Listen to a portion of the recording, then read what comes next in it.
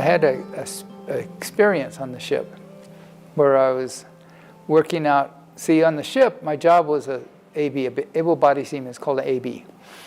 And it's basically a sailor.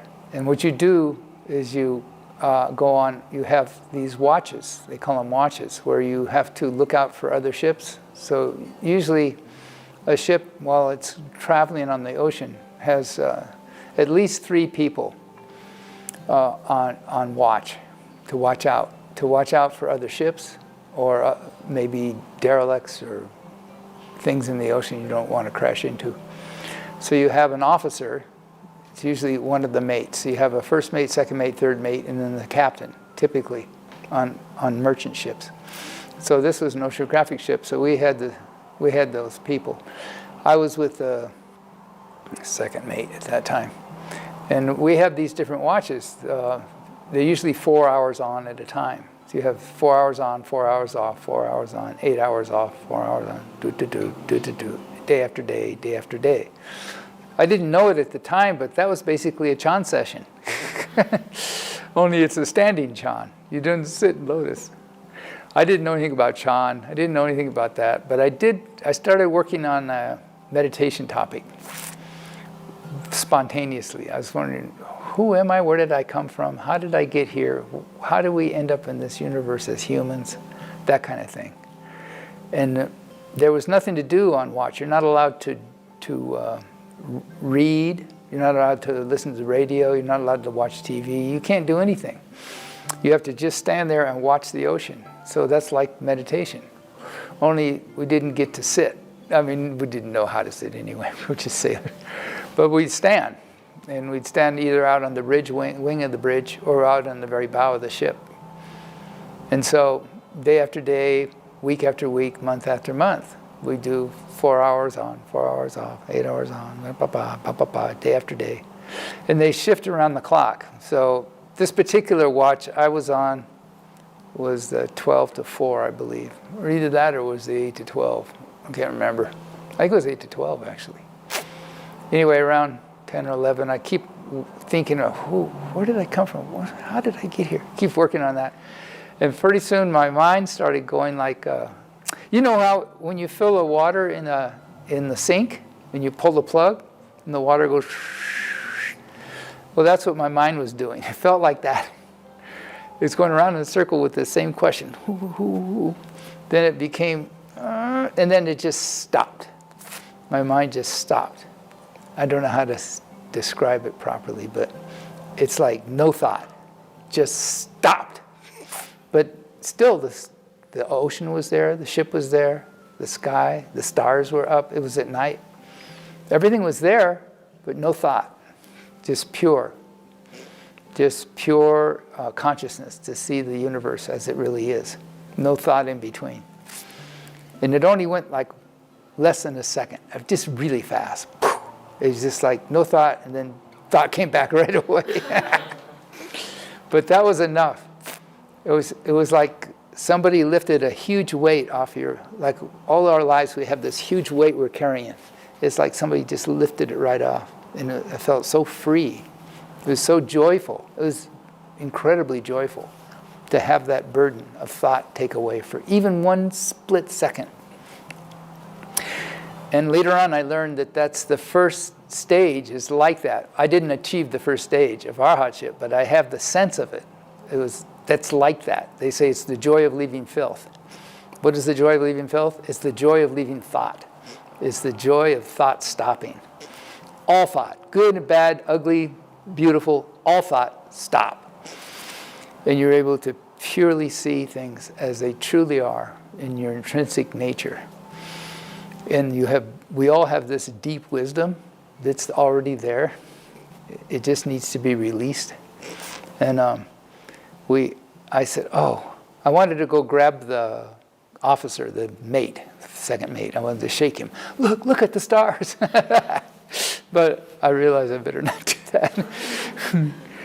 But my whole body was tingling all over. And I went to bed that night after watch. And I felt light and easy. What do you call it? Zitzai? When you're light and easy? Almost floating. I felt so happy. Even though my thought was back, I still felt very light. And so I went to sleep that night. And then when I went to sleep, I found that I was still not, part of my brain went to sleep that's tired, but another part stayed open. It's like stayed conscious. And it's like you can control your body and even your mind, your physical mind, this part. You can rest the parts that need it and use the parts that don't need rest. So I was able to leave my body. And I never had that experience before, but I was able to leave my body. And but it felt very natural. And I went through the whole ship. You can go through walls. It doesn't matter. You can go anywhere you want. And Shifu used to tell us, you can go anywhere in the space of a thought. And that's basically what was going on. I could go to any part of the ship. I can go to the engine room, go on the bridge, go into the mess, the dining room. They call it a mess hall.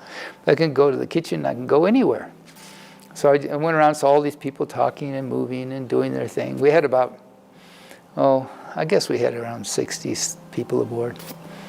So then I come back to your body. and I was having these kind of experiences. But they slowly closed up over a period of about 3 days, 3 or 4 days. For 3 days, this kind of... Yeah, this kind of light, easy state. But my mind was still thinking. My false thinking was still there. It didn't stop. It wasn't true samadhi. True samadhi, you can stop your mind and just be in pure samadhi. It's like Shifu could do that and not have any thought for like as long as you want. But I couldn't do that. And but I didn't know what this was. I didn't know who to talk to about it. I couldn't talk to the captain. What am I going to do? Tell them my state? They wouldn't. They'd laugh at me. So, and who am I going to talk to? A priest? They won't know. So I didn't know. Felt very panicky. And then I could feel my mind going back to its old way again.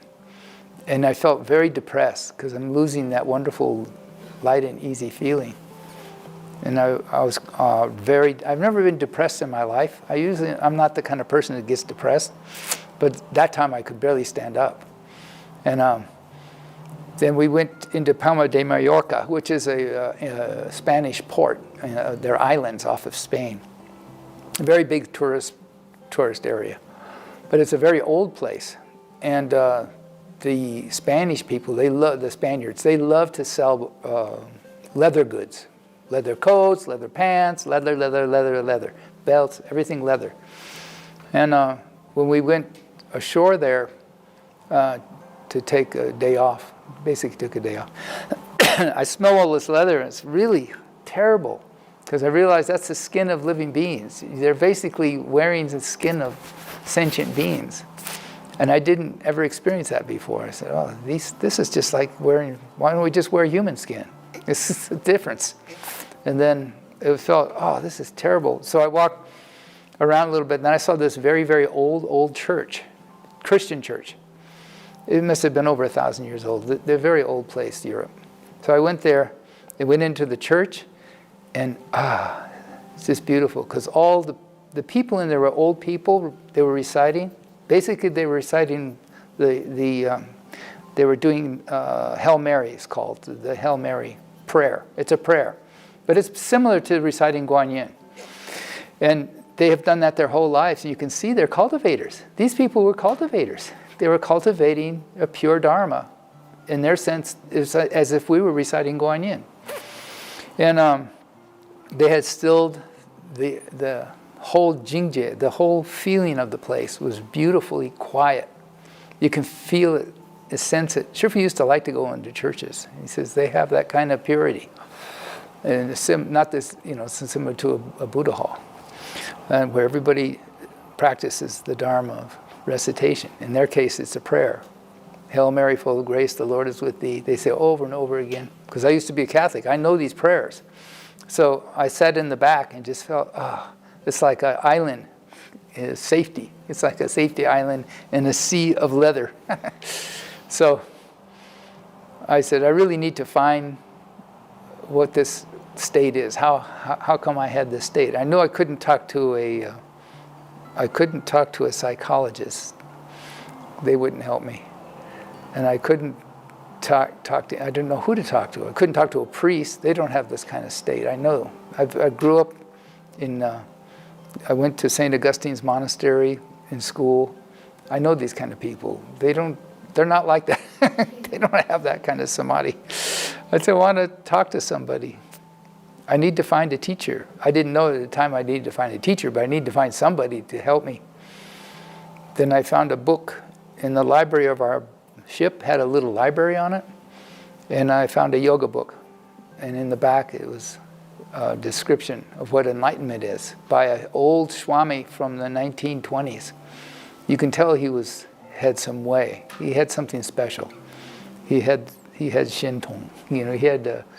He spoke of enlightenment, and it felt so real the way he described it. They had translated what he said. He said basically, enlightenment is our true natures, and everybody has it, and it's like a beautiful river, pure, clean river. And there are many streams that go to that river, so people find different ways to get to that river. There's no best way, no worst way. But he says, once you get to the river, if you're not pure, when you step into the river, you yourself will step out. You cannot take it. It's too beautiful. Nobody throws you out of this beautiful, beautiful river except you. And that's what happened to me. I realized, that's why I can't have that state, because I'm not pure. You have to have a grounding in the precepts. That's what the precepts are all about. You have to prepare you for this beautiful, clear stream to set into, the stream of enlightenment. You can't step into it. Nobody's going to throw you out of it. You yourself will. You say, I can't take it. It's too pure for me. And I realized this person really, I want to talk to a person like that. But I know he'd already passed away, so it couldn't be him. So I had to find somebody, a guru or a teacher. So when we got back to the U.S., after 6 months, I still have different kinds of states during all this time. But we finally got back, and when we came in, I started looking around. I started reading. At that time, this is 1969. So very popular back then were the hippies. This is the time where people were exploring Eastern religion. So they really liked the Maharishi Mahesh Yoga. And then there was the Hare Krishnas, and there was a bunch of other people. There was a Tibetan Lama, all these people, very popular. And the Beatles, the rock and roll Beatles, they had gone over to India, and they've had this experience, la la la. So everybody's and so I said, well, maybe I'll find somebody there. So I went over to the Maharishi place, and they had these little places all over the U.S. for meditation, like for meditation. They call it transcendental meditation. And they said, all you have to do is sit for 20 minutes a day and you'll become enlightened. So, really good. So I went in there, and there was a young girl about my age, and she said, all you got to do is recite this mantra. And she gave me a mantra to recite, some crazy sound. She probably just made it up, I don't know. So, and then you try to sit, you can sit in the half lotus or just cross-legged. And if you can sit in the full lotus, that's okay. That'd be good too. And that's all you have to do. And I said, this doesn't sound, this is kind of cheap. I don't think this is, no, I need to find a teacher. So it took me a long time to eventually find a real teacher. And by then it was over a year, I think. Well, not quite a year. We came back in 69. Yeah, that's when we came back. So I had met Shifu December, late 69, where I finally got around to being able to meet the master. And then I realized I could just sense that this person, he has the way. I just knew. So that was my experience. Other people have different kind of experience, but that was my...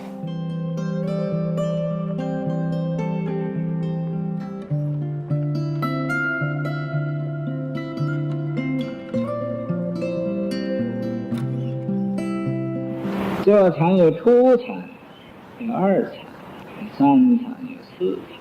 这个初禅的境界，先呢得到一种清安的境界，这种清安呢就觉得身上啊很舒服的，很自在的，很呢受用的。这种舒服自在，这叫法喜，得到一种法喜。你法喜充满，得到法喜充满的境界，甚至于你不吃也不饿，不睡也不困，甚至于你不穿衣服也不冷了，这就是修行开始的一种感觉，很轻安，坐着觉得像没有自己的似的，走路也好像没有自己似的，不知自己在什么地方。那么在这清安的境界开始以后就会入一种初禅的定。初禅定一入的时候，自己就空了，所以觉得这脉搏也停了。